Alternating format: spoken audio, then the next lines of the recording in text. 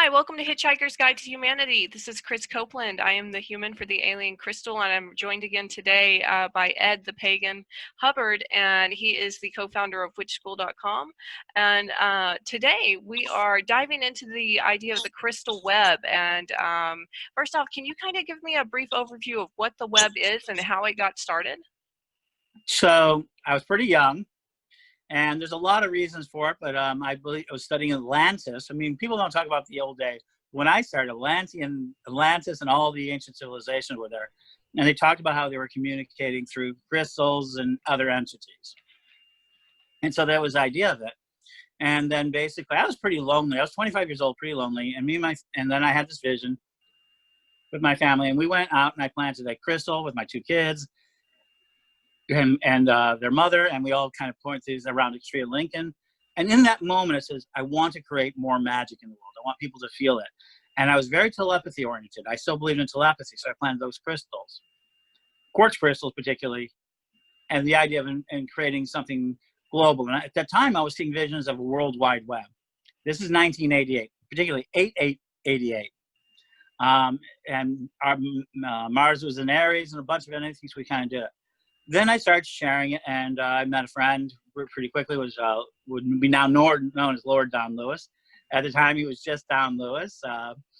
And he started helping me plant crystals, and we started planting more and more crystals. I kept trying to build it as a network based on ley lines. I call it an ontological machinery, or a conceptual machinery.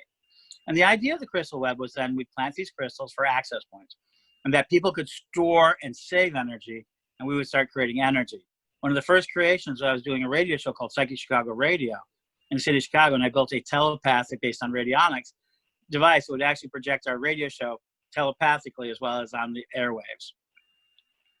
And so then I got more and more people to do it, and 32 years later, we have maps of them. We have over 1 million crystals have been planted across the world in different places.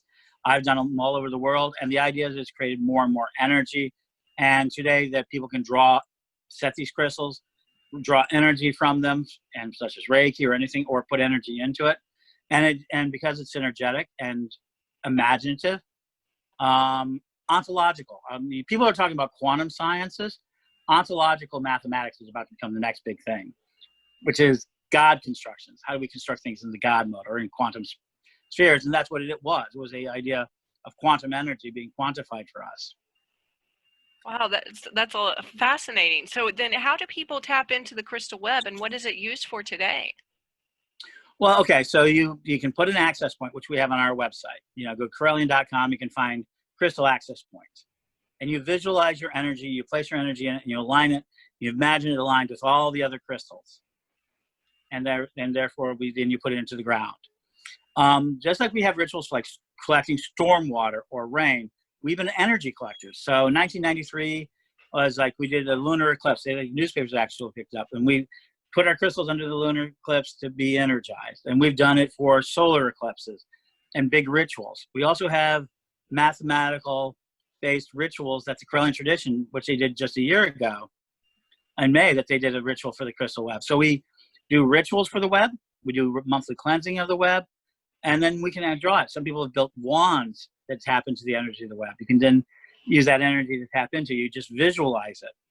So imagine that it was basically a form of liquid energy that you can just visualize and use it as you need to. Wow, that's awesome. So that kind of brings me to the idea of let's go back to the ley lines for a few minutes, and kind of like explain to our viewers what that is. A lot of our viewers may not be from a pagan background, so I'd like to just kind of dive into on specifically ley lines. So ley lines is a little less pagan and a little bit more ancient civilization and culture.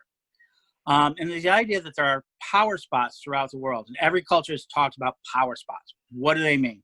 Places that our electromagnetic field of the planet come together and allow energy to pass through. It's believed that Stonehenge is one of them. The pyramids of Giza is one of those. Sedona, Arizona is one of them. The Forbidden City is especially one. People don't realize it was built on a magical spring that they thought the goddess lived on. And that's sort of that. Oh yeah, no, that's actually one of considered the most powerful spot where ley lines come together. And people of various types have put the lines across the world of connecting it. But if you take all the pyramids of the world, even though they were built within a couple of thousand-year period, and no one knows when they were really built, some of these, they all seem to have these similar alignments around the energy. So just like birds have these sort of things called magnetites that allows them to keep track of the planet and go, they've discovered that human beings also have magnetites and that we can sense the electrical flow. So these are people who are very much in tune with their electrical flow, the energy of the planet. The planet in and of itself is a generator. We absorb a lot of energy from the sun. We have a hot metallic core. We generate electromagnetic pulses. We're really electrical beings living in an electrical ocean. And we can't feel it most of the time because, like fish, do fish feel water? We don't feel air, but it's there. We also are electrical beings wanting this energy. And ley lines are those lines that feel natural to us. So then this energy that we're sensing, it's kind of we become desensitized to it over time, but those of us who start looking for it will find it. And that's the belief here. And with it is the idea that magic flows. And so many people talk about magic coming from within. So the number one reason why I started the Crystal Web, and so many people have participated, is I wanted to do bigger and bigger rituals. And I needed more and more energy. So I started tapping into more and more energy. And I started visualizing it as magical electricity. And so now I've done some amazing things. Last year, at Halloween last year, at the end of the Mercury retrograde, when Mercury was stationed, we asked Mercury a question. And we created the oracle. And people all over the world had these oracles that they shared in. And it was possible through the Crystal Web. We added more energy to the Crystal Web so that people can ask oracles. Even if it's just our imagination, and we're giving our imagination an ability to work, now in observer theory, we know that everything we observe and take into ourselves affects the world. So the Crystal Web is a psychic communication system that, even though it may be imaginary, it works off both the observer theory and the idea of quantum energy, and that it can have a function even if we don't understand it. Yeah, I absolutely agree with you. It's while we may not have full scientific understanding, or it may just be only in our minds, why does that make it less real, less just because this is our physical plane, why is this more real than what's in our mental plane? And I can tell you exactly where that break came in.